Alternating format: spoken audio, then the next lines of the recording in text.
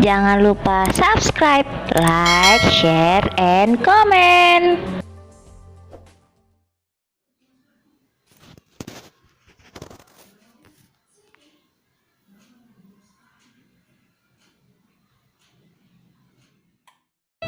Cara membuat obat batu alami untuk ibu hamil.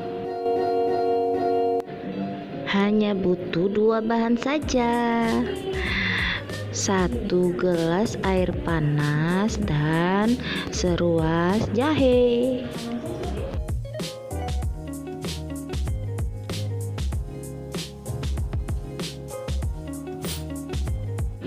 Jahe diiris tipis.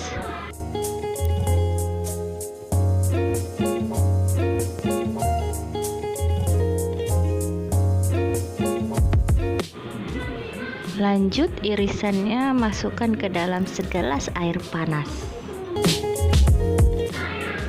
Memang sangat tidak nyaman jika batuk pada saat hamil. Mudah-mudahan jika ini diamalkan, batuknya akan berkurang.